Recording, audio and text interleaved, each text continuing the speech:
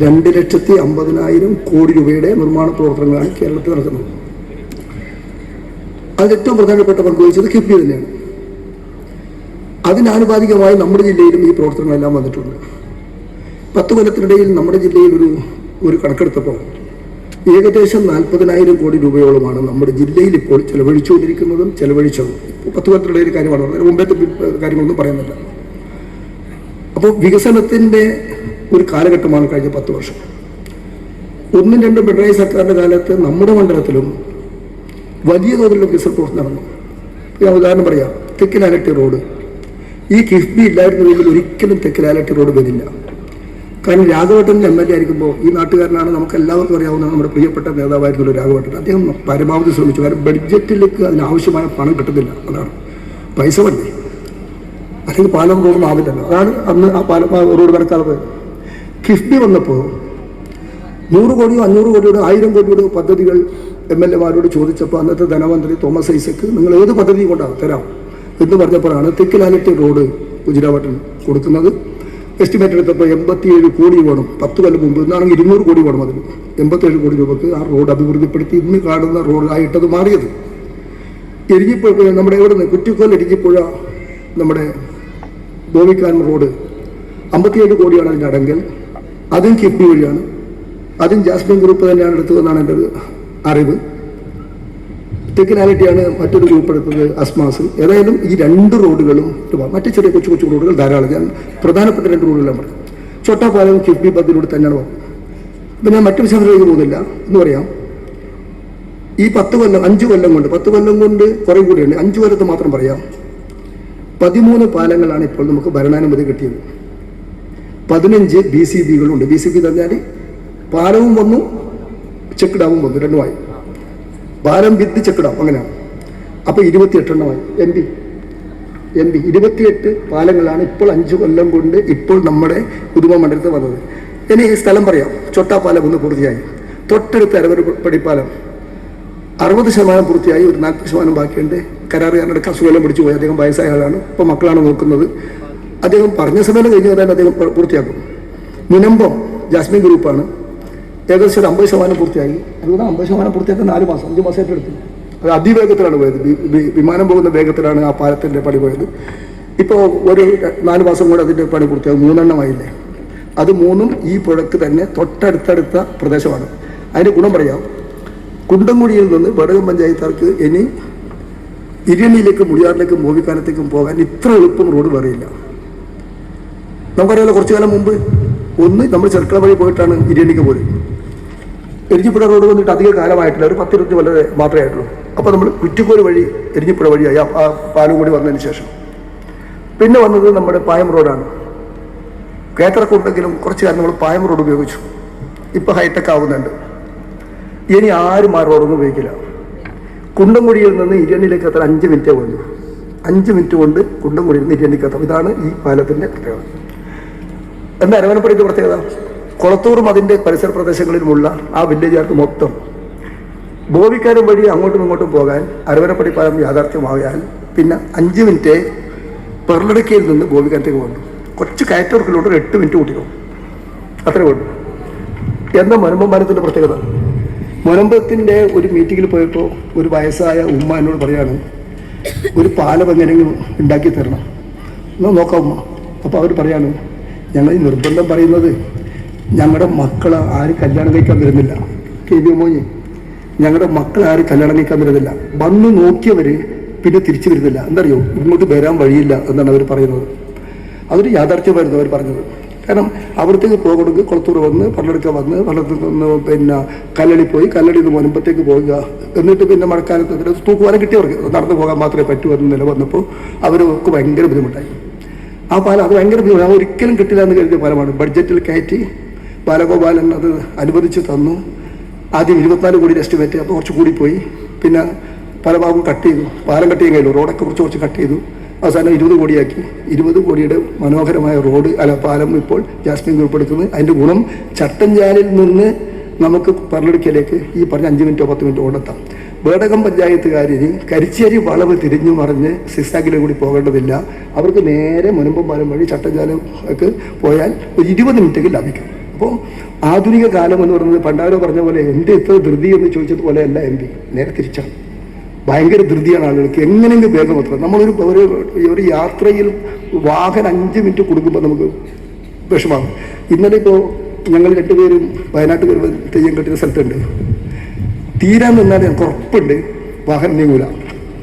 എന്താക്കി അറിയോ, ഞങ്ങൾ 2 പേരും തീരുന്നതിന് 5 മിനിറ്റ് മുമ്പ് അവിടെ ഓടി വാഹനത്തിൽ കയറിയിട്ട് തടി കഴിച്ചിലാക്കി. കാരണം വേറെ രക്ഷയില്ല, അത്രയും തിരക്ക് വരും. അതുപോലെ ഞാനിപ്പോൾ റോഡിൻ്റെയും കയറി. അതുകൊണ്ട് നമുക്ക് അതിവേഗത്തിലുള്ള യാത്രാ സംവിധാനങ്ങൾ തന്നെയാണ് ആവശ്യം. അപ്പോൾ ഈ 3 പാലം, അത് ഇപ്പോൾ 3 യാഥാർത്ഥ്യമാകും. തൊട്ടടുത്തേക്കോ പള്ളിക്കര പഞ്ചായത്തും അജാനൂരിനെയും ബന്ധിപ്പിക്കുന്ന മുക്കൂട് പാലം 15 കോടി, പുല്ലൂർ പെരിയെയും അതുപോലെ തന്നെ പുല്ലൂരിനെയും അമ്പലത്തിനെയും ബന്ധിപ്പിക്കുന്ന കൊടുവലം പാലം 10 കോടി, അഞ്ചനം ചാല് 2 പേരിൽ ഇരിക്കുന്നുണ്ട് നമ്മളെ പിന്നെ കല്ലെടുക്കക്കാർ, അതിന് 5 കോടി. ഈ 5 പാലങ്ങളും ഇപ്പോൾ പണി പൂർത്തിയാവാറായിരിക്കുകയാണ്. പിന്നുള്ളത് നമ്മുടെ മലയോര പാതയുമായി ബന്ധപ്പെട്ട് ഒന്ന് കാവക്കാൽ പാലം, പള്ളഞ്ചിയിൽ 2 പാലം, ദേലമ്പാടി പഞ്ചായത്തിൽ വെള്ളരിക്ക എന്ന് പറഞ്ഞ സ്ഥലമുണ്ട്, അവിടെ 10 കോടിയുടെ പാലം. ഇവിടെ തന്നെ നമ്മുടെ പിന്നെ മറ്റൊരു ചൊട്ടയുണ്ട്, നമ്മുടെ പിന്നെ മൂലത്തുങ്കൽ ചൊട്ട, അവിടെ 2 കോടിയുടെ പാലം. അമ്പലാടിയിലെ മാട്ട, അവിടെ BCP 2 പാലമുണ്ട്, അതിന് 15 കോടി രൂപയാണ് ഇപ്പോൾ ബഡ്ജറ്റിൽ വന്നിരിക്കുന്നത്. അങ്ങനെയാണ് 13 പാലം ഇപ്പോൾ വന്നത്. 13 സ്ഥലത്ത് 13 പാലവും 15 സ്ഥലത്ത് BCP വർക്കും 28 ആണ് വന്നത്. കോടികളാണ് ചിലവഴിച്ചത്. നമ്മുടെ ഒരു വികസന കലണ്ടർ ഇറങ്ങിയിട്ടുണ്ട്, അതിന് പറഞ്ഞിട്ടുണ്ട് പാലത്തിന് ചിലവായി. റോഡിന് 313 കോടി രൂപ റോഡിനും 280 കോടി രൂപ പാലത്തിന് ചിലവഴിച്ച ഒരു 5 കൊല്ലമാണ് ഇവിടെ നടന്നത്. അപ്പോൾ ചില ആൾ പറയും ഇവിടെ വികസനമൊന്നും നടക്കുന്നില്ല എന്ന് പറയും. പക്ഷെ നമ്മുടെ കൺമുന്നിലാണ് ഈ വികസനമല്ല. വികസനം ഒന്നും നടക്കുന്നില്ല എന്ന് പറയുന്നത് പ്രതിപക്ഷത്തിൻ്റെ ഒരു രാഷ്ട്രീയമാണ്. അത് അവർക്ക് പറഞ്ഞേ പറ്റൂ. നമ്മളാണെങ്കിൽ നമ്മളും പറയും, ആ പറയുന്നതിലൊന്നും കുറ്റം കാണില്ല. പക്ഷേ യാഥാർത്ഥ്യം നമ്മൾ ഈ വികസന പ്രവർത്തനങ്ങളെല്ലാം നാട്ടിലാകെ നടക്കുന്നതാണ്. ഇതിൽ ഞാൻ പറഞ്ഞ എഞ്ചിനീയറിംഗ് വളരെ നന്നായി വന്നു. അതുപോലെ തന്നെ കരാറുകാർ അദ്ദേഹത്തിൻ്റെ 78ാമത്തെ അല്ല 76ാമത്തെയോ മറ്റോ പാലമാണ്. അതുപോലെ 75 76 65ാമത്തെ പാലമാണ്. അല്ല 65ാമത്തെ പാലമാണ്. അതിവേഗത്തിലാണ് അദ്ദേഹത്തിൻ്റെ നിർമ്മാണ പ്രവർത്തനങ്ങൾ. അതിപ്പോൾ നമുക്ക് തന്നെ മനസ്സിലായല്ലോ. തൊട്ടപ്പുറത്ത് അദ്ദേഹം പറഞ്ഞ് ഞാൻ 100 എടുത്തത്, അദ്ദേഹം 100 പാലം എടുത്തിട്ടുണ്ടാവാം. പക്ഷേ അദ്ദേഹത്തിന് ഇപ്പോൾ കുറച്ച് വയസ്സായി പോയി, അദ്ദേഹത്തിന് അത് പൂർത്തിയാക്കാൻ പറ്റാതിരുന്നത് അദ്ദേഹത്തിന് നല്ലൊരു ബേജാറുണ്ട്. എന്നാലും നടന്നില്ലല്ലോ. അപ്പോൾ അതിവേഗത്തിലാണ് കാര്യങ്ങൾ നടത്താൻ കെൽപ്പുള്ള ഒരു നല്ല കരാർ കമ്പനിയെ കിട്ടിയതാണ് നമുക്ക് പാലം ഇത്ര മനോഹരമായത്. അതുകൊണ്ട് കരാർ കമ്പനിക്ക് നമ്മൾ കയ്യടി കൊടുക്കണം. അതുകൊണ്ടാണ് മൊമെൻ്റ് കൊടുത്തത്. അല്ലെങ്കിൽ കരാർ കമ്പനിക്കാർക്ക് നമ്മൾ കരാറുകാർ പൊതുവേ കരാറുകാർ നമ്മളെല്ലാം പെരുവയ്ക്കാക്കിയിട്ട് പോകുന്നൊരു കാലമാണിത്. പക്ഷെ അങ്ങനെയല്ല, നന്നായി കാര്യങ്ങൾ ചെയ്തു. 2 ഇതിന് സ്ഥലം വിട്ടുകൊടുത്ത ആൾക്കാരുണ്ട്, എത്ര ആൾ വിഷമിച്ചിട്ടുണ്ട്. അവരെത്രയോ കാലമായി കൃഷി ചെയ്ത് തെങ്ങ് കവുങ്ങ് എല്ലാം പോയില്ലേ. ഒരു റോഡും പാലും വരാൻ വേണ്ടിയിട്ട് 1 ഏക്കർ വരെ വിട്ടുകൊടുത്ത ആളുണ്ട്. 2 പേരെ ഞാൻ പറയും, ബാക്കി 26 പേരുണ്ട്. അതിൽ 2 പേര് പറയാതെ പോകാൻ കഴിയില്ല. ഒന്ന് രാധാകൃഷ്ണഭട്ട്, അദ്ദേഹം അവസാനം ഈ പാലം ഒന്നും വേണ്ടായിരുന്നു എന്നാണ് അദ്ദേഹം പറഞ്ഞത്. വന്നതിറക്കി കാലക്കടായി. അത് ശരിയല്ലേ? അടുത്ത് പറഞ്ഞു ആളുണ്ട്. ഈ പാലം വന്നത് കാലക്കടായി. പക്ഷെ നാടിന് പാലം ഇല്ലാതിരിക്കാൻ കഴിയില്ല. അദ്ദേഹം വലിയ ബുദ്ധിമുട്ടും നഷ്ടവും സഹിച്ച ആളാണ് രാധാകൃഷ്ണഭട്ട്. മോഹൻ ഇല്ലടാ, അദ്ദേഹം ആണല്ലോ, ഇല്ല. ഇങ്ങോട്ട് മുമ്പിൽ വന്നിരുന്നു, അവിടെ കസേരയുണ്ട്. ഏതാണ്ട് കാര്യമുണ്ട്. മോഹൻ ഇക്കാര്യത്തിൽ എനിക്ക് തോന്നുന്ന ഈ പാലത്തിന് വേണ്ടി ജീവിതം ആരെങ്കിലും സമർപ്പിച്ചിട്ടുണ്ടെങ്കിൽ അത് മോഹനായിരിക്കും സമർപ്പിച്ചിട്ടുണ്ടാവും. ഇങ്ങനെ പാലം ഇങ്ങനെ രാത്രി പാലം സ്വപ്നം കണ്ട് കിടന്നുറങ്ങുന്ന ഒരാളായിരുന്നു അദ്ദേഹം. ഈ പാലം യാഥാർത്ഥ്യമായതിൽ പക്ഷേ ഏറ്റവും സന്തോഷിക്കുന്ന ആൾ. അദ്ദേഹം കടത്തുകാരനും കൂടിയായിരുന്നു മുമ്പ്.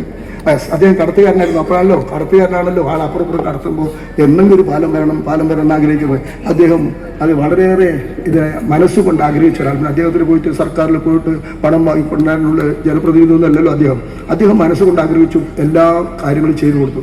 അവരെ ഈ 2 പേരുൾപ്പെടെ ഇവിടെ 26ഓളം പേരുകൾ അവരുടെ സ്ഥലവും ഉൽപ്പന്നങ്ങളുമെല്ലാം ഇതിനു വേണ്ടി വിട്ടുകൊടുത്തിട്ടുണ്ട്. അവരെ ഞാൻ പ്രത്യേകം അഭിനന്ദിക്കുന്നു. നമ്മുടെ ഈ പാലം ഉൾപ്പെടെ നമ്മുടെ ഉടുമ മണ്ഡലത്തിൽ 1551 കോടി രൂപ, ഇതും കൂടി പറയും, 1551 കോടി രൂപയുടെ വികസന പ്രവർത്തനങ്ങളാണ് നടന്നത്. ഞാൻ ഇതിൻ്റെ രേഖ അടിച്ചിറക്കിയിട്ടുണ്ട്. ആർക്കെങ്കിലും സംശയമുണ്ടെങ്കിൽ ഈ രേഖ ഒന്ന് തുറന്നു നോക്കണം. ഞാൻ നേരത്തെ പറഞ്ഞ പോലെ ഇപ്പോൾ KB മുഹമ്മദ് കുഞ്ഞ് നാളെ മൈക്കേട്ട് പ്രസംഗിക്കുമ്പോൾ ഈ MLA ഇതെല്ലാം ചെയ്തിനി എന്ന് പറഞ്ഞാൽ KB മുഹമ്മദ് കുഞ്ഞിക്ക് ആ പാർട്ടിയിൽ നിൽക്കാൻ പറ്റില്ല. പ്രസിഡന്റായിട്ട് നിൽക്കാൻ പറ്റില്ല. ഒന്നും ചെയ്തിട്ടാന്നേ പറയാൻ പാടുള്ളൂ. ഞാനും അങ്ങനെയാണ് പറഞ്ഞത്. ഒന്നും ചെയ്തിട്ടാന്ന് അവർ പറഞ്ഞോട്ടെ, പറയണം. പക്ഷേ യാഥാർത്ഥ്യം എല്ലപ്പോഴും യാഥാർത്ഥ്യം എല്ലാ പാർട്ടികൾക്കും പറയാൻ പറ്റില്ല. അതുകൊണ്ട് കാര്യമുണ്ട്, പ്രതിപക്ഷ പാർട്ടികൾ എന്ത് പറയുന്നത് എന്നല്ല നോക്കേണ്ടത്, യാഥാർത്ഥ്യം എന്ത് എന്ന് നോക്കണം. 1551 കോടി രൂപയുടെ 567 പദ്ധതികളാണ് ഇപ്പോൾ നടക്കുന്നത്.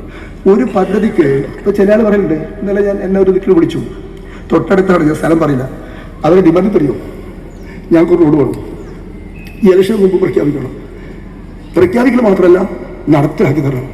ഞാനങ്ങ് ഏറ്റിപ്പോയി. ഇലക്ഷന് മുമ്പ് റോഡ് പ്രഖ്യാപിക്കുകയും വേണം, നടപ്പിലാക്കുകയും വേണം. ഇപ്പം ഞങ്ങൾക്ക് റോഡ് ചെയ്യുന്ന കാണിച്ചു തരണം. ഇപ്പം എന്താ പറയുക, ഞാൻ പറഞ്ഞു തൽക്കാലം നടക്കില്ല, വേണമെങ്കിൽ ഞാൻ ഇപ്പോൾ പ്രഖ്യാപിച്ചങ്ങ് പോകാം എന്ന് പറഞ്ഞ് തൽക്കാലം തടികച്ചിലൊക്കെയാണ്. സത്യം പറഞ്ഞാൽ അങ്ങനെയാണ് ആളുകളുടെ ധാരണ. അങ്ങനെയൊന്നും അല്ല ഒരു പാലൂർ റോഡ് വരുന്നത്.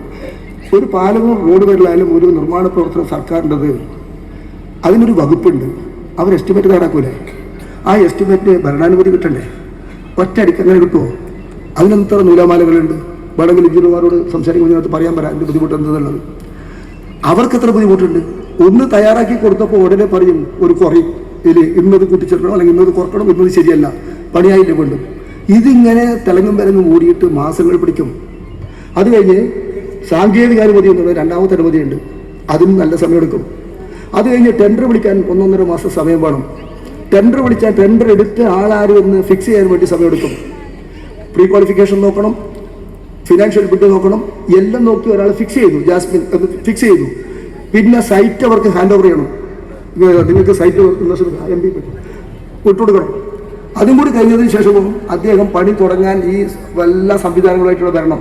അദ്ദേഹത്തിന് 2 വർഷമോ 3 വർഷമോ പ്രവൃത്തിയുടെ സൗകര്യം പിന്നെ അതിൻ്റെ നിർമ്മാണത്തിൻ്റെ രീതി നോക്കിയിട്ട് അദ്ദേഹത്തിന് മിനിമം 2 കൊല്ലം കൊണ്ട് പൂർത്തിയാക്കണമെന്ന് കരാർ വ്യവസ്ഥയാക്കും. ആ 2 കൊല്ലം വേണ്ട. അപ്പോൾ എത്ര കൊല്ലമായി? 5 കൊല്ലം. ചുരുക്കി പറഞ്ഞാൽ MLA ആദ്യ വർഷം വിത്തിടണം. 5-ാം വർഷം വിത്തിട്ടാൽ അടുത്ത MLA കൊയ്യും. ആദ്യ വർഷം വിത്തിടണം. എന്നാൽ 2-ാം വർഷം 3-ാം വർഷം 4-ാം വർഷം കൊയ്തെടുക്കാം. അങ്ങനെ 1-ാം വർഷം വിത്തിട്ട് ഈ 4 വർഷം കൊണ്ട് കൊയ്തെടുക്കുന്ന 567 പദ്ധതികളുടെ രേഖയാണ് നമ്മളിപ്പോൾ ജനങ്ങളുടെ മുമ്പാകെ സമർപ്പിക്കുന്നത്. ഒരു കലണ്ടർ കിട്ടി കാണും, കലണ്ടർ എടുത്ത് തരുന്നുണ്ട് നിങ്ങൾക്ക്. ആ കലണ്ടറിൽ ഒരു QR കോഡ് ഉണ്ട്. ആ QR കോഡ് നിങ്ങളൊന്ന് വെറുതെ ഒന്ന് സ്കാൻ ചെയ്ത് നോക്കിയാൽ ഇത് മുഴുവൻ കിട്ടും. പുസ്തകം വായിക്കണമെന്ന് നിർബന്ധമൊന്നുമില്ല. ഞാൻ മറ്റു വിശദാംശങ്ങൾ പോകുന്നില്ല. തെക്കിലാലിറ്റി റോഡിൻ്റെ ഒരു പോർഷൻ ബാക്കിയായിട്ടുണ്ട്. ഒന്ന് പള്ളത്തുംകാല് സംഭവിച്ചെന്താ? പള്ളത്തുംകാല് സംഭവിച്ചത് അവിടെ ഒരാൾ കേസ് കൊടുത്തു, ഒരു രാഷ്ട്രീയ പാർട്ടി കേസ് കൊടുത്തു. കേസ് വന്നപ്പോൾ ആ ഭാഗം ഒഴിവാക്കി കരാറ്. ഉദ്യോഗസ്ഥന്മാരും പറഞ്ഞു കേസുണ്ട്, അവിടെ ഒന്നും ചെയ്യാൻ പറ്റില്ല.